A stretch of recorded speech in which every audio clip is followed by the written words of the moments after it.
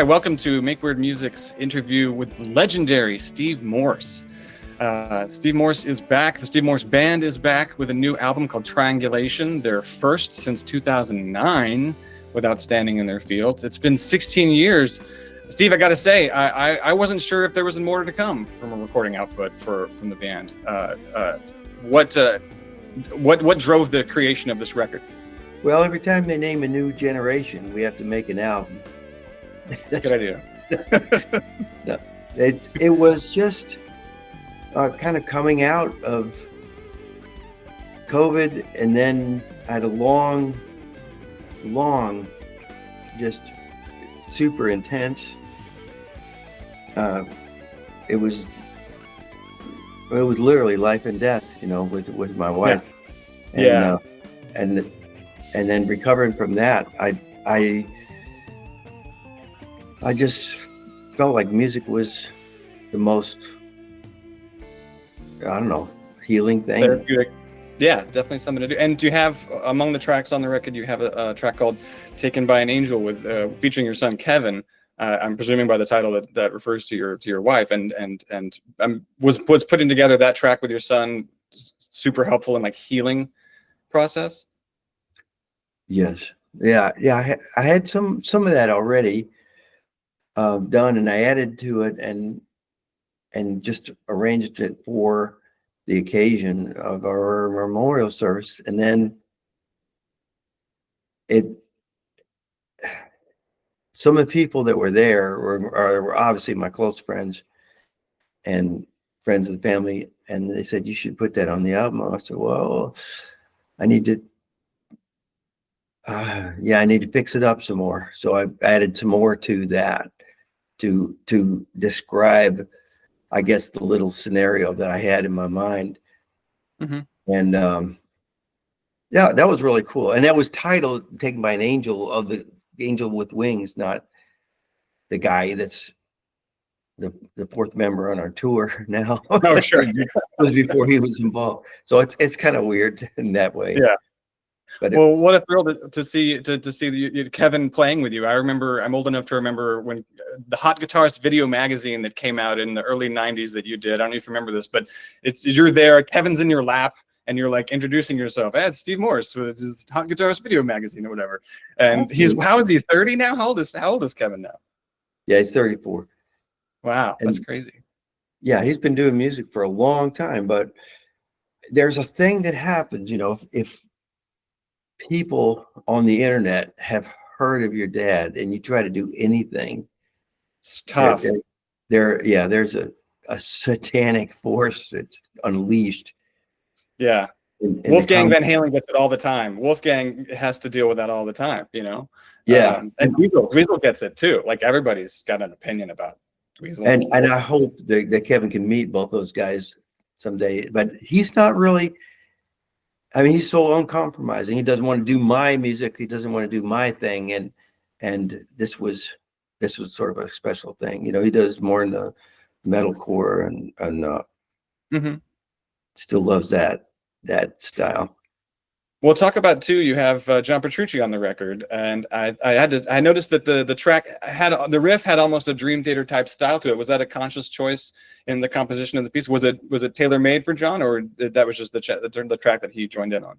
Yes, the arrangement was tailor made. The tune I sort of had, and I played a lot with Mike Portnoy in Dream Theater, and I remember one time I was coming up with this part that was a little bit of a metal riff first half, and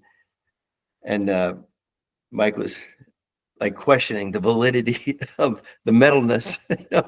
He's got a brain like a computer. He says, "That's the first three notes of the Monsters theme." Doom doo doo. Okay, it's just a riff, man. Let's just try it. It was funny. Well, it's a great, man. Someone could arrange the Monsters theme as a metal tune. Totally, it's kind of got that horror vibe to it. Totally.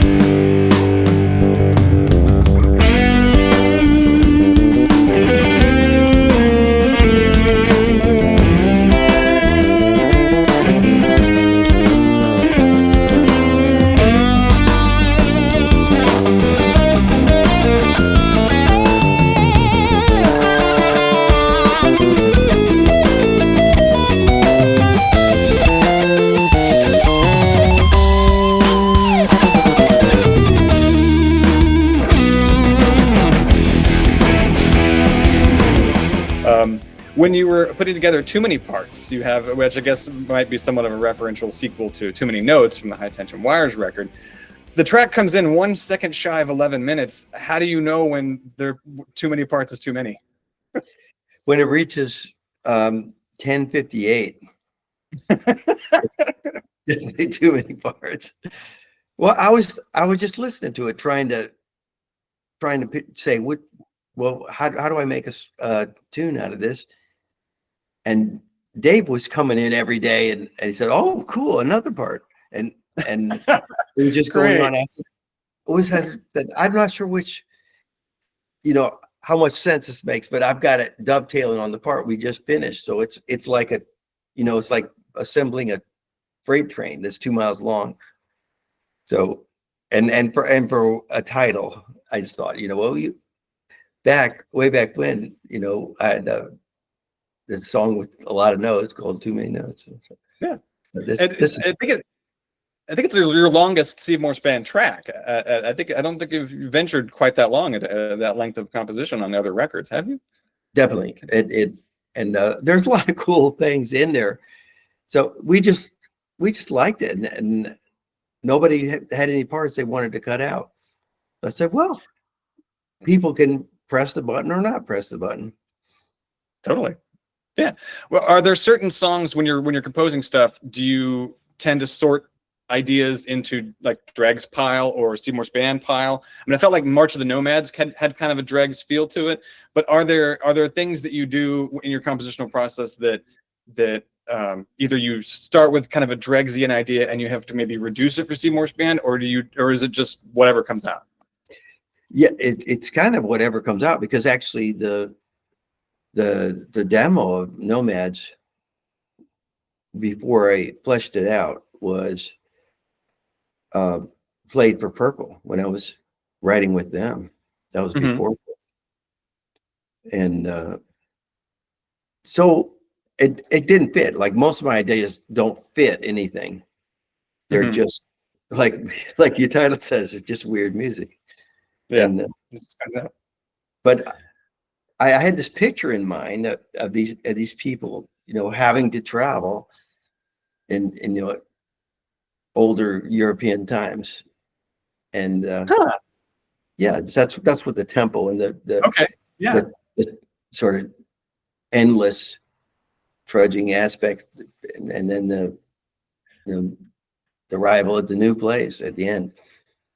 That's funny you say that, because my first thought was it reminded me of Leprechaun Promenade from High Tension Wires, which was a Dregs tune originally, and it's just about people walking along, it's whatever, promenade, a lot old time, European, whatever. It's interesting that there's a connection there. That's funny. Yeah, Andy West had a lot to do with our titles in the Dregs. Oh, really? That's cool. Yeah. Oh, yeah. Andy's personality is in everything. It's hard to come up with titles for instrumentals because they're not discreet enough. They're very, it's very abstract. Makes sense. It is hard, but not for Andy. It's good to have somebody like that in the band, provide that. I noticed that, historically every Steve Morse Band album usually has a Baroque piece and like a hoe-down kind of country piece, but this record didn't necessarily have those two pieces. Was that a conscious choice or just how it came out? No, it wasn't conscious.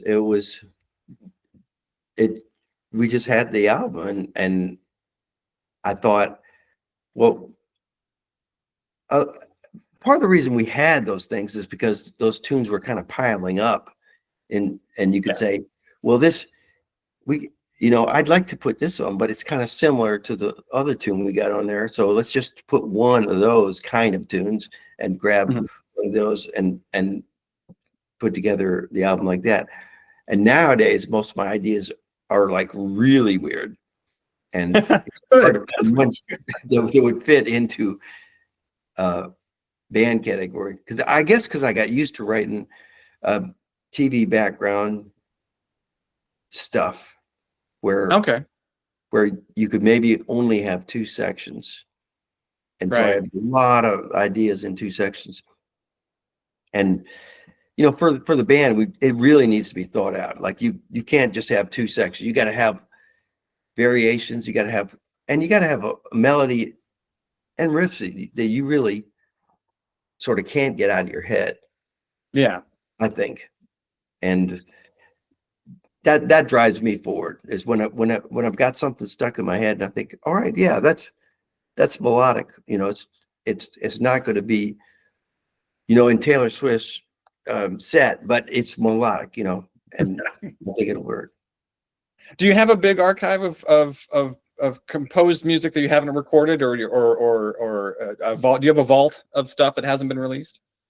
Oh yeah, but it's not all sorted through, and most of that stuff, the demos weren't done well, so there, you know, it might be just a microphone at the very barest, or it might be, you know, with virtual instruments that I was doing in the hotel room, and it just kind of feels crappy. Or sometimes the ideas are there and good, but just stop, and I didn't know what to do afterwards. And you know, yeah, especially my drum parts are really hokey and things. And my son Kevin is really good because, you know, he played percussion in marching band and really loves. He sits there with the snare and just works on that too, besides guitar. I got him to do a demo do the drum part once, and it turned out really good. But he's working on his own stuff, so that's really cool. That's good. Yeah, geez. Do you have? I feel like throughout your career, you have made a point of putting in a technical hurdle for yourself physically, something like too many notes or user friendly, or, you know, some of your tracks. I'm wondering if when you were writing them, you weren't maybe even sure if you could physically pull them off.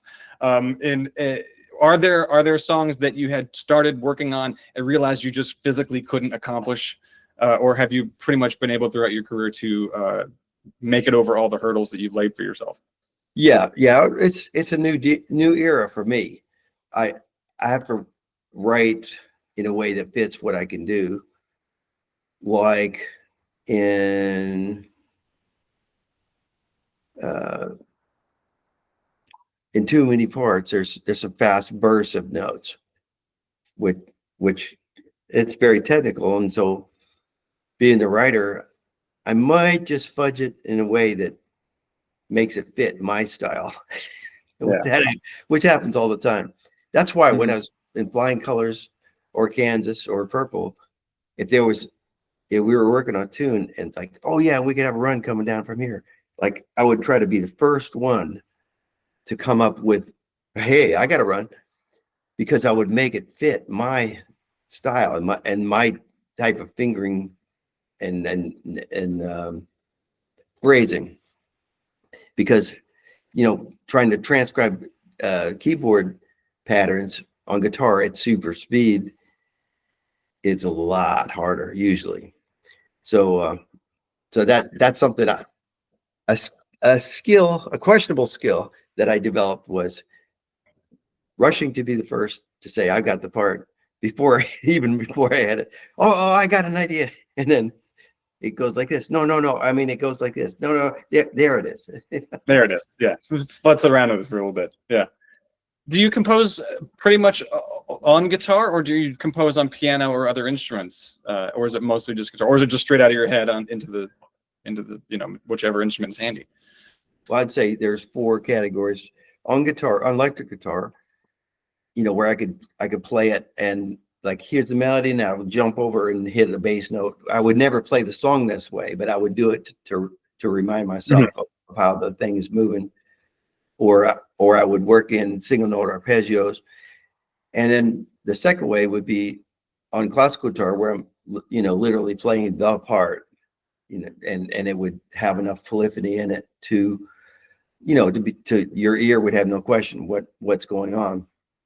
Another way would be, sometimes I do off tuning steel string, where it's the part has to be woven very carefully, because the tuning makes for opportunities of open strings that you wouldn't have, but makes for, you know, awkward fingerings and things like that.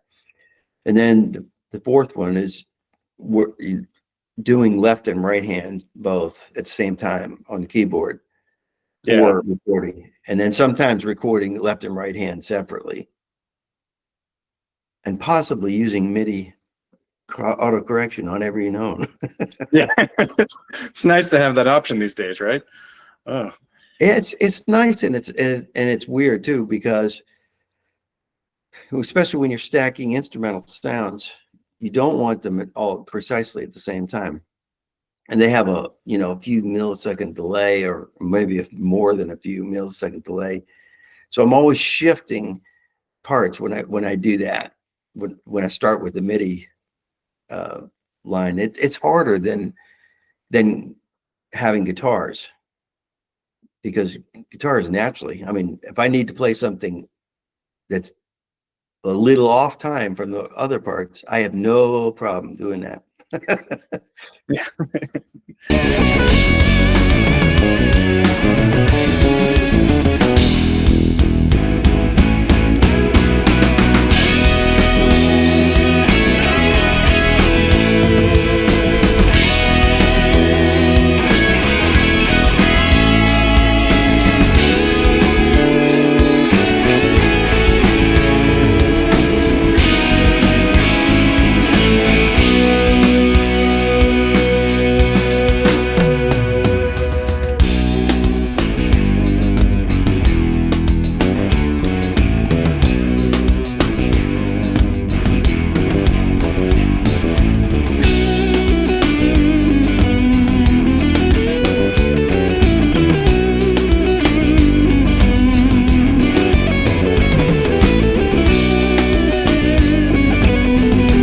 Do you have any plans for another Dregs record?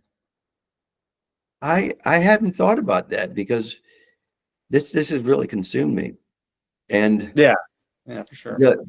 One of the things that made it possible was having Dave living here, and he would come over, and I'd say, all right, here's what I got from yesterday, try this, and being able to realize and try out new ideas. That's the way we did with the Dregs. Everybody came to the band house, and we would everybody get tuned up, and I think, okay, here's what I'd like to try today. And if there was a difficult part, I would put it on a cassette and give that to whoever had the difficult part. Say, learn this for tomorrow. And meanwhile, let's do it right now. It's if you want to leave out the fast part, that's cool. But if you want to learn it, I can probably teach it to you in 5 or 6 minutes. And so everybody got used to working that way. And the advantage was nobody was looking at sheet music. For the early days of the Dregs, we had a lot of gigs where our keyboard player was like reading charts and leaving the charts. It took me forever to do charts. And when they tear them up, or have coffee spilled on them, or leave them at the gig or whatever, it just made me think, I should start doing this in a way that nobody has charts. So the cassette tape idea was born of, here's your part, don't write it down, learn it. Yeah. So I don't know. I mean, it would be great if the Dregs lived here and we could get on a regular basis. Then I'm sure it could happen easier. Otherwise, it's going to be more contrived, kind of, here's a song that's been demoed out, with virtual machines, and that doesn't have the same feel as we did with the Dregs. Yeah, that's true. It's good. It's an interesting challenge to surmount. I want to talk, we have a few more minutes left. I want to talk a little bit about your work with your column, Open Ears, from Guitar for the Practicing Musician, for many years. I interviewed John Stix here a few months ago. I tracked him down because he actually doesn't live too far away from me, it turns out. But what a guy to talk to, and he had such high compliment for you as a writer. Most of your columns were compiled into a book. I have it somewhere. It's an invaluable resource document that I feel like needs to be in print in some way. Would there be a chance that that could be something that could be re-released, or is that just all still owned by like Cherry Lane somewhere? Yeah, Cherry Lane, and that's a good lesson for people that, I want to get a contract, I want to get this, I want to get that. Well, okay, I got that, and the end result is there's never any income, but more importantly is that you don't have control. Like if I make a practice or a tape without me playing and it gets used in a video so that I can play along with it.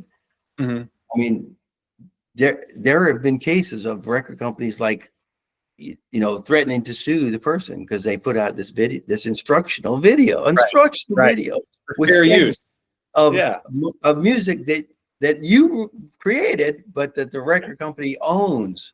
Yeah. So what's up for all that? I would have done things a little differently if I had known. Yeah. Geez. Speaking of ownership, go ahead. No, Zappa sort of invented that. Right. Yeah. Get your publishing. Yeah. Because I guess, does Elektra still own the introduction and stand up? Will those ever receive the streaming release? Yeah.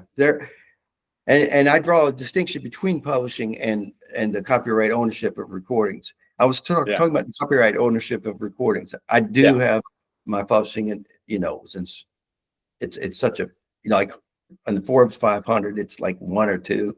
The amount of money that comes in. Yeah, I'm joking. No, it's I wanted to talk a little bit more about the Hot Guitarist Video Magazine, because I bought a copy of it and I just watched it relentlessly as a kid. And one of the things you said, and I can still quote it, is this advice that you gave was just have fun. You could play songs from one album and say, that's what I do, is I play songs from this one album, and that's okay. Music should be fun. To me, it is fun to learn different styles and play different styles and mix it up, because there are no rules. And man, I can't tell you how freeing that was for me as like a high school student, a college student, thinking that there had to be one way to do music. Like you had to play in a pop band or whatever. You had to play, a genre or whatever. It's like, no, just do whatever you feel like you want to do. Yeah, it's like playing, All right, we'll go outside and play, but here's the rules. Here's exactly the way you have to play. It's kind of how we all started, but I think music is the one language that everybody in the world understands, and it's so universal. But there's so many possibilities. I don't see a line between styles, which makes me completely commercially unviable, but yeah, you can't be segmented. Yeah, but it turns out that if you play stuff that has feel from the heart, or melody, and great sounds, great performances, all these things appeal to people all around the world. So yeah, you don't have to the industry does not have to dictate what you do. No, yeah, totally. Yeah, there's a great story in this new Jeff Buckley documentary where Jeff Buckley meets Nusrat Fateh Ali Khan, and Nusrat doesn't speak a word of English, and Jeff doesn't speak anything else other than English, but he can sing perfectly several of Nusrat's songs. He could sing Ya Jo Halka Halka Surur Hai, and he sang it for Nusrat perfectly, and he's like, they were immediately friends. Like, just because awesome. He would honor him by learning that song, by learning his music, it just meant more than like his words. Really, don't put preconceived notions on your art. That's for sure, especially when you're doing it for fun. My God, just as long as it doesn't hurt anybody. If it's too loud and your family's screaming at you, go build the shed out back and then turn it up. Do whatever you can. One thing I want to mention about the new album is in addition to John Petrucci doing this amazing part on Triangulation, we have Eric Johnson on TexUS. Yes.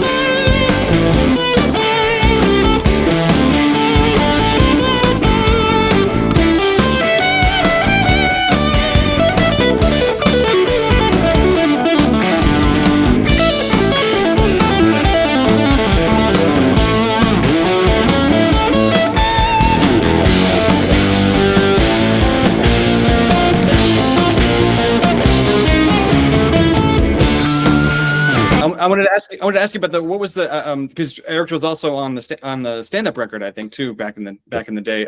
What was the first time you met Eric Johnson? When was the first time you saw Eric Johnson or heard him? It was with the Dregs in the 70s. I think we were playing in Texas. So it was literally Texas. And was he with the Electromagnets or was he solo? No, he had just stopped doing the Electromagnets, and he was playing songs from the Electromagnets. Okay. And yeah, he had a trio, and he sounded so immaculate. I was like, whoa, what is this? And we got to be friends. And then later on, after the Dregs broke up, I did some solo tours and did some legs with Eric Johnson trio as me solo opening up, then play with them a little bit, and at the end, that kind of thing.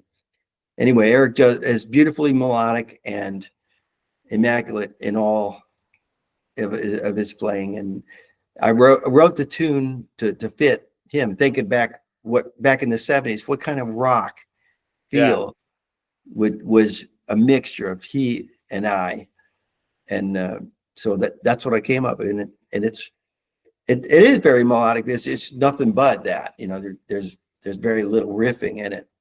So I'm very happy with the way it turned out.